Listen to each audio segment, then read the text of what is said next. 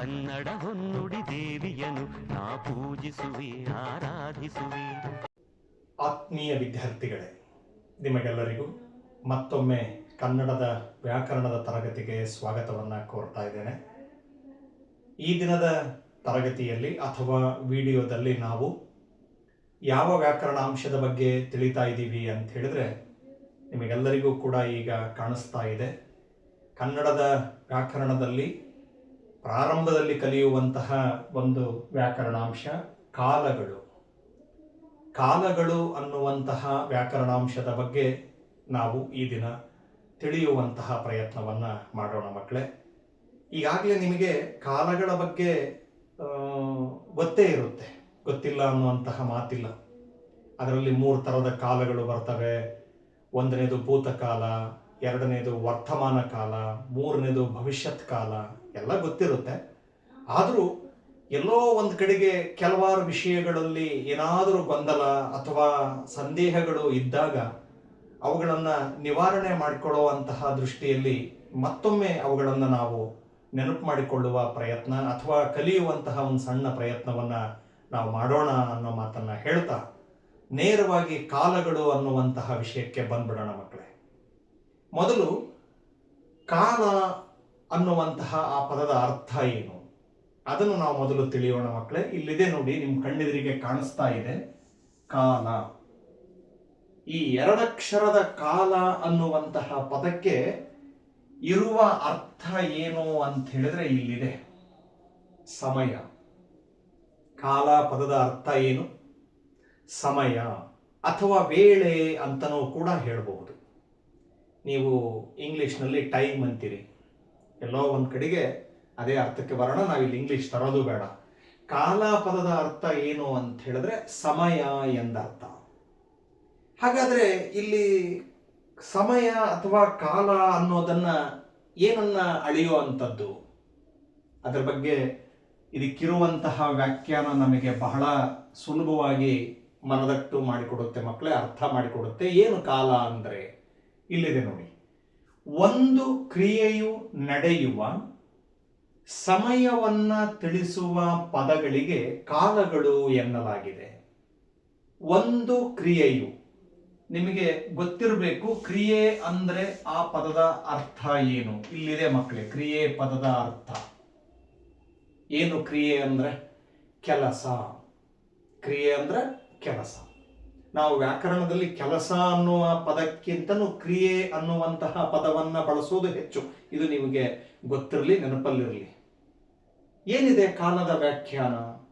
ಒಂದು ಕ್ರಿಯೆಯು ಅಂದ್ರೆ ಒಂದು ಕೆಲಸ ನಡೆಯುವ ಸಮಯವನ್ನು ತಿಳಿಸುವ. ಒಂದು ಕೆಲಸ ಯಾವ ಸಂದರ್ಭದಲ್ಲಿ ನಡೀತಾ ಇದೆ, ಯಾವ ಸಮಯದಲ್ಲಿ ನಡೀತಾ ಇದೆ ಅನ್ನುವುದನ್ನ ತಿಳಿಸುವ ಪದಗಳಿಗೆ ನಾವು ಏನಂತ ಕರೆದಿದ್ದೀವಿ ಅಂತ ಹೇಳಿದ್ರೆ ಕಾಲಗಳು ಅಂತ ಹೇಳಿ ಕರೆದಿದ್ದೀವಿ. ಒಂದು ಕ್ರಿಯೆ ಯಾವ ಸಮಯದಲ್ಲಿ ನಡೀತೈತಿ, ಅದಕ್ಕೆ ನಾನಿನ್ನು ನಿಮಗೆ ಸರಳವಾಗಿ ಅರ್ಥ ಆಗೋದಕ್ಕೆ ಒಂದು ಮಾತನ್ನು ಹೇಳೋದಾದ್ರೆ, ನೆನ್ಪಿಟ್ಕೊಳ್ಳಿ ಮಕ್ಕಳೇ, ಒಂದು ಕ್ರಿಯೆ ಆಗಿರಬಹುದು ಅಥವಾ ಒಂದು ಕೆಲಸ ಆಗಿರಬಹುದು, ಅದು 3 ರೀತಿಯ ಕಾಲಗಳಲ್ಲಿ ಘಟಿಸುತ್ತೆ. ಎಷ್ಟು ಕಾಲಗಳಲ್ಲಿ ಘಟಿಸುತ್ತೆ? 3 ರೀತಿಯ ಕಾಲಗಳಲ್ಲಿ ಒಂದು ಕೆಲಸ ಅಥವಾ ಕ್ರಿಯೆ ನಡೆಯುತ್ತೆ. ಕಾಲದಲ್ಲಿ ಪ್ರಮುಖವಾಗಿ ಬರುವಂತಹ 3 ವಿಧಗಳು ಅವೇನೆ. ಇಲ್ಲಿ ನೀವೀಗ ಗಮನಿಸ್ತದೆ, ನಾನು ಬರೆದಿದ್ದೀನಿ ನೋಡಿ. ಕಾಲಗಳಲ್ಲಿ ಪ್ರಮುಖವಾಗಿ ಎಷ್ಟು ವಿಧ ಅಂತ ಹೇಳಿದ್ರೆ 3 ವಿಧ. ಅವು ಯಾವ್ಯಾವು ಕಣ್ಣೆದುರಿಗೆ ಕಾಣಿಸ್ತಾ ಇದೆ. ಒಂದನೇದು ಭೂತಕಾಲ, ಎರಡನೇದು ವರ್ತಮಾನ ಕಾಲ, ಮೂರನೇದಾಗಿರ್ತಕ್ಕಂಥದ್ದು ಯಾವುದಿದೆ ಭವಿಷ್ಯತ್ ಕಾಲ. ಈಗಾಗಲೇ ನಿಮ್ಗಳಿಗೆ ಇವುಗಳ ಬಗ್ಗೆನೂ ಕೂಡ ಒಂದಿಷ್ಟು ಗೊತ್ತಿದೆ. ಭೂತಕಾಲ ಅಂದ್ರೆ ಸಾರ್ ಅದಾಗಲೇ ಕ್ರಿಯೆ ಅಥವಾ ಕೆಲಸ ಹಿಂದೆ ನಡೆದು ಹೋಗಿರೋದು. ಹೌದು, ಕ್ರಿಯೆ ಅಥವಾ ಕೆಲಸ ಈಗಾಗಲೇ ನಡೆದು ಹೋಗಿದ್ರೆ ಅಂತಹ ಕಾಲವನ್ನ ನಾವು ಏನಂತ ಕರಿತೀವಿ? ಭೂತಕಾಲ ಅಂತ ಹೇಳಿ ಕರಿತೀವಿ.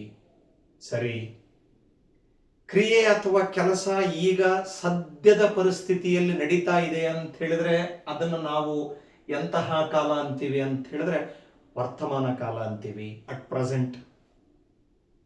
ಇನ್ನು ಮೂರನೇದು ಭವಿಷ್ಯತ್ ಕಾಲ. ಕ್ರಿಯೆ ಆಗಿರಬಹುದು ಅಥವಾ ಕೆಲಸ ಆಗಿರಬಹುದು,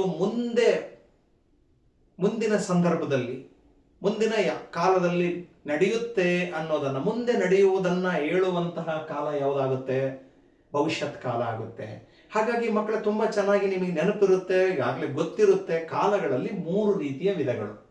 ನಾವು ಪ್ರಮುಖವಾಗಿ 3 ವಿಧಗಳನ್ನ ಪಟ್ಟಿ ಮಾಡಿರೋದು. ಒಂದನೇದು ಭೂತಕಾಲ, ಎರಡನೇದು ವರ್ತಮಾನ ಕಾಲ, ಮೂರನೇದು ಭವಿಷ್ಯತ್ ಕಾಲ.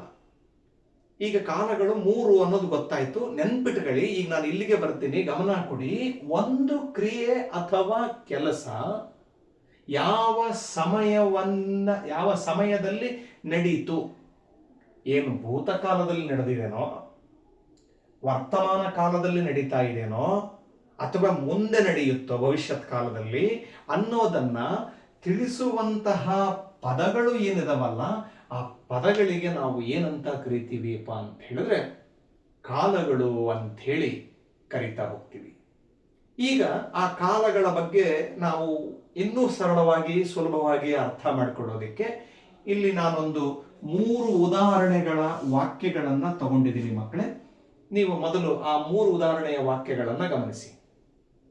ಮೊದಲನೇದೇನಿದೆ ನೋಡಿ, ಬಹಳ ಸರಳವಾಗಿರೋ ವಾಕ್ಯ ತಗೊಂಡಿದ್ದೀನಿ, ಸಾಮಾನ್ಯವಾಗಿರೋ ವಾಕ್ಯಗಳು. ರಮೇಶನು ಕೆಲಸವನ್ನು ಮಾಡಿದನು. ವಾಕ್ಯವನ್ನು ಗಮನಿಸಿ. ರಮೇಶನು ಕೆಲಸವನ್ನು ಮಾಡಿದನು. ಎರಡನೇದು, ರಮೇಶನು ಕೆಲಸವನ್ನು ಮಾಡುತ್ತಾನೆ. ಎರಡನೇ ವಾಕ್ಯ ಏನು? ರಮೇಶನು ಕೆಲಸವನ್ನು ಮಾಡುತ್ತಾನೆ. ಮೂರನೇ ವಾಕ್ಯ, ರಮೇಶನು ಕೆಲಸವನ್ನ ಮಾಡುವನು.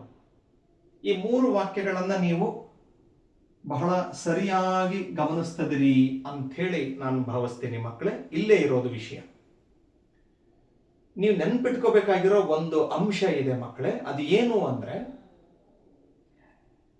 ನಮಗೆ ಕಾಲ ಅನ್ನೋದು ಯಾವ ಸಮಯದಲ್ಲಿ ನಡೆದಿದೆ ಅದನ್ನ ಸೂಚಿಸುವ ಪದ ಯಾವುದಾಗಿರ್ತತಿ ಒಂದು ವಾಕ್ಯದಲ್ಲಿ ಅಂತ ಹೇಳಿದ್ರೆ, ಆ ವಾಕ್ಯದ ಕೊನೆಯಲ್ಲಿ ಬಂದಿರತಕ್ಕಂತಹ ಕ್ರಿಯಾಪದ ನಮಗೆ ಅದರ ಕಾಲವನ್ನ ಸೂಚಿಸುತ್ತೆ ಮಕ್ಕಳೇ. ನೆನ್ಪಿಟ್ಕೊಳ್ಳಿ.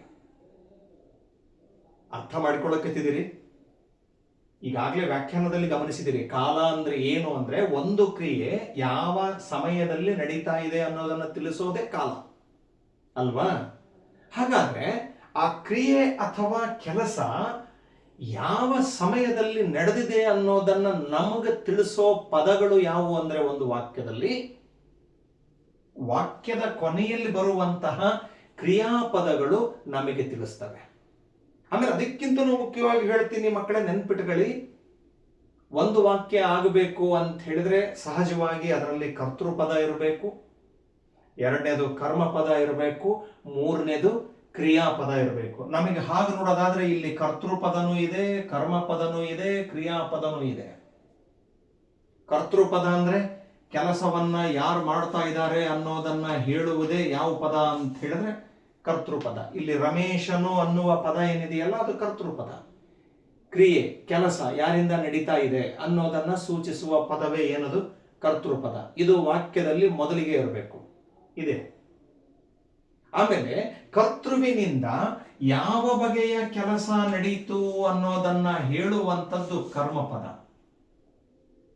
ಕ್ರಿಯೆ ಮಾಡುವವರಿಂದ ಯಾವ ರೀತಿಯ ಕೆಲಸ ನಡೀತು, ಏನ್ ಕೆಲಸ ನಡೀತು ಅನ್ನೋದನ್ನ ಹೇಳುವುದೇ ಏನಾಗಿದೆ? ಕರ್ತೃಪದ ಆಗಿದೆ. ಹಾಗಾದ್ರೆ ಕೊನೆಯಲ್ಲಿ ಕ್ರಿಯೆಯನ್ನ ಸೂಚಿಸ್ತಕ್ಕಂತಹ ಪದ ಇದ್ರೆ ಅದು ಕೆಲಸವನ್ನ ಸೂಚಿಸ್ತಕ್ಕಂತಹ, ಕ್ರಿಯೆಯನ್ನ ಸೂಚಿಸ್ತಕ್ಕಂತಹ ಪದ ವಾಕ್ಯದ ಕೊನೆಯಲ್ಲಿ ಇರುತ್ತೆ. ಅದು ಪರಿಪೂರ್ಣವಾದ ಒಂದು ಕ್ರಿಯಾಪದ ಇರಬೇಕು. ಆ ಕ್ರಿಯಾಪದ ವಾಕ್ಯದ ಕೊನೆಯಲ್ಲಿ ಸಹಜವಾಗಿ ಬಂದಿರುತ್ತೆ. ಒಂದು ಅರ್ಥಪೂರ್ಣ ವಾಕ್ಯ ಅನಿಸ್ಕೋಬೇಕು ಅಂದ್ರೆ ಕ್ರಿಯಾಪದ ಎಲ್ಲಿ ಬರುತ್ತೆ? ವಾಕ್ಯದ ಕೊನೆಯಲ್ಲೇ ಬರುತ್ತೆ. ಈಗ ನಾನು ಕ್ರಿಯಾಪದಗಳ ಬಗ್ಗೆ ಹೋಗೋದಿಲ್ಲ ಮಕ್ಕಳೇ, ನಿಮಗೆ ಅರ್ಥಪಡಿಸ್ತದೇನೆ. ನಮಗೆ ಒಂದು ಕ್ರಿಯೆಯು ನಡೆಯುವ ಸಮಯವನ್ನ ತಿಳಿಸುವ ಪದಗಳಿಗೆ ಕಾಲ ಅಂತ ನಾವೇನು ಹೇಳ್ತಾ ಇದ್ದೀವಿ, ಆ ಕ್ರಿಯೆ ಅಥವಾ ಕೆಲಸ ಯಾವ ಸಮಯದಲ್ಲಿ ನಡೀತು ಅನ್ನೋದನ್ನ ನಮಗೆ ತಿಳಿಸುವ ಪದಗಳು ಯಾವುವು ಅಂತ ಹೇಳಿದ್ರೆ ವಾಕ್ಯದ ಕೊನೆಯಲ್ಲಿ ಬರುವ ಕ್ರಿಯಾಪದಗಳನ್ನ ಆಧಾರವಾಗಿಟ್ಕೊಂಡು ಆ ಕ್ರಿಯೆ ಕೆಲಸ ಯಾವ ಕಾಲದಲ್ಲಿ ಘಟಿಸಿತು ಅನ್ನೋದನ್ನ ನಾವು ಗಮನಿಸ್ತಾ ಹೋಗ್ತೀವಿ ಮಕ್ಕಳೇ. ಅದು ನಿಮ್ಮ ತಲೆಯಲ್ಲಿ ಇರಬೇಕು, ಮುಖ್ಯವಾಗಿ ನೆನಪಿಟ್ಕೋಬೇಕಾಗಿರೋದು. ಸರ್, ಹಾಗಾದ್ರೆ ಕ್ರಿಯಾಪದದಿಂದ ಹೇಗೆ ಕಾಲವನ್ನ ಗುರುತಿಸೋದು? ಈ ಪ್ರಶ್ನೆ ಮೂಡುತ್ತಲ್ಲ ನಿಮಗೆ? ಮೂಡಲೇಬೇಕು. ಕ್ರಿಯಾಪದದಿಂದ ಕಾಲವನ್ನ ಹೇಗೆ ಸರ್ ಗುರುತಿಸೋದು? ಪ್ರಶ್ನೆ ಬಂದೇ ಬರುತ್ತೆ.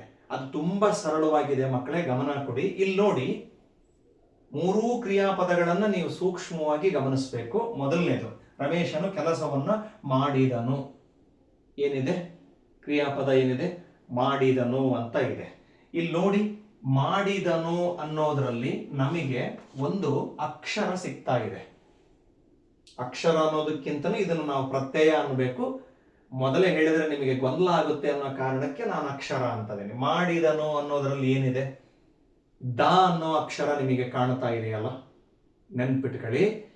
ಈ ದ ಅನ್ನುವಂಥದ್ದು ಕಾಲಸೂಚಕ ಪ್ರತ್ಯಯ ಮಕ್ಕಳೇ. ಅದು ಏನ್ ಸರ್ ಕಾಲಸೂಚಕ ಪ್ರತ್ಯಯ ಅಂತ ನೀವು ಕೇಳ್ಬೋದು. ನೆನ್ಪಿಟ್ಕೊಳ್ಳಿ, ಇರೋದು ಕಾಲಗಳಲ್ಲಿ ಎಷ್ಟು ವಿಧ? 3 ವಿಧಗಳಿದಾವೆ. ಒಂದನೇದು ಭೂತಕಾಲ, ಎರಡನೇದು ವರ್ತಮಾನ ಕಾಲ, ಮೂರನೇದು ಭವಿಷ್ಯತ್ ಕಾಲ.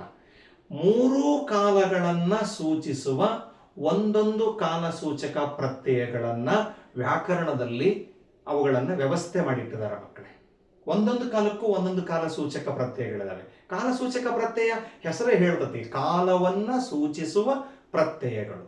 ಕ್ರಿಯಾಪದದಲ್ಲಿ ಆ ಕಾಲಸೂಚಕ ಪ್ರತ್ಯಯಗಳು ಏನು ಬಂದಿರ್ತವೋ ಅದನ್ನ ಆಧಾರವಾಗಿಟ್ಕೊಂಡೆ ಆ ಕ್ರಿಯೆ ಅಥವಾ ಕೆಲಸ ಯಾವ ಕಾಲದಲ್ಲಿ ನಡೆದಿದೆ ಅನ್ನೋದನ್ನ ಗುರುತಿಸಿಬಿಡ್ತೀವಿ.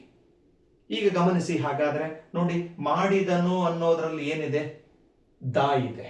ನೀವಿಲ್ಲೇ ಅಬ್ಸರ್ವ್ ಮಾಡಬೇಕು, ಚೆನ್ನಾಗಿ ನೆನ್ಪಿಟ್ಕೋಬೇಕು ಮಕ್ಕಳೇ. ದ ಅನ್ನುವಂಥದ್ದು ಭೂತಕಾಲದ ಕಾಲಸೂಚಕ ಪ್ರತ್ಯಯ. ಅಂದ್ರೆ ಭೂತಕಾಲವನ್ನ ಸೂಚಿಸ್ತಕ್ಕಂತಹ ಕಾಲಸೂಚಕ ಪ್ರತ್ಯಯ ಯಾವುದಾಗಿದೆ ಅಂತ ಹೇಳಿದ್ರೆ ದ ಆಗಿದೆ. ನೆನ್ಪಿಟ್ಕೋಬೇಕು. ಹಾಗಾದ್ರೆ ಇಲ್ಲಿ ನೋಡಿ, ರಮೇಶನು ಕೆಲಸವನ್ನ ಮಾಡಿದನು ಅನ್ನೋದು ಇದು ಯಾವ ಕಾಲವನ್ನ ಸೂಚಿಸ್ತತಿ ಅಂತ ಹೇಳಿದ್ರೆ ಭೂತಕಾಲವನ್ನ ಸೂಚಿಸ್ತತಿ. ಅರ್ಥ ಮಾಡ್ಕೊಳಕತ್ತಿದ್ದೀರಿ? ಇದ್ರ ಬಗ್ಗೆ ನಾನು ಮುಂದೆ ಒಂದೊಂದೇ ವಿಧಗಳನ್ನು ಬಂದಾಗ ಇನ್ನೂ ನಾನು ನಿಮಗೆ ಹೆಚ್ಚಿನದಾಗಿ ಹೇಳ್ತೀನಂತೆ. ದ ಅನ್ನುವ ಕಾಲಸೂಚಕ ಪ್ರತ್ಯಯ ಬಂದ್ರೆ ಯಾವ ಕಾಲವನ್ನ ಸೂಚಿಸ್ತಕ್ಕಂಥದ್ದು? ಅದು ಭೂತಕಾಲವನ್ನ ಸೂಚಿಸ್ತಕ್ಕಂಥದ್ದು. ಅಂದ್ರೆ ಕ್ರಿಯೆಯಿಂದ ನಡೆದಿರೋದನ್ನ ಸೂಚಿಸ್ತಕ್ಕಂಥದ್ದು. ಇನ್ನ ಎರಡನೇ ಉದಾಹರಣೆಯನ್ನ ಗಮನಿಸಿ ಮಕ್ಕಳೇ. ರಮೇಶನು ಕೆಲಸವನ್ನ ಮಾಡುತ್ತಾನೆ. ಮಾಡುತ್ತಾನೆ ಅನ್ನೋದ್ರೊಳಗಡೆಗೆ ಮಕ್ಕಳೇ ಏನು ಪ್ರತ್ಯಯ ಅಡಗಿದೆ, ಅಕ್ಷರಗಳು ಅಡಗಿದಾವೆ ಅಂದ್ರೆ ಉತ್ತ ಅನ್ನುವಂತಹ ಪ್ರತ್ಯಯ ಅಡಗಿದೆ. ಏನಡಗಿದೆ? ಉತ್ತ. ಮತ್ತೆ ಹಾವಿನ ಉತ್ತ ಅಲ್ಲ, ಅದು 20 ಹ ಹುತ್ತ. ಇದು ಬರೇ ಉತ್ತ, ಅ ಐ ಈ ಉ ಉತ್ತ. ಉತ್ತ ಅನ್ನೋದು ನೀವಿಲ್ಲಿ ಗಮನಿಸಿ, ಎರಡನೆಯ ಕಾಲ ಯಾವುದು ಅಂತ ಹೇಳಿದ್ರೆ ವರ್ತಮಾನ ಕಾಲವನ್ನ ಸೂಚಿಸ್ತಕ್ಕಂತಹ ಪ್ರತ್ಯಯ ಮಕ್ಕಳೇ. ಅರ್ಥ ಆಗ್ತಿದೆ ಅಂತ ನಾನು ಭಾವಿಸ್ತಾ ಇದ್ದೀನಿ. ಉತ್ತ ಅನ್ನೋದು ಯಾವ ಕಾಲವನ್ನ ಸೂಚಿಸ್ತತಿ? ವರ್ತಮಾನ ಕಾಲವನ್ನ ಸೂಚಿಸ್ತತಿ.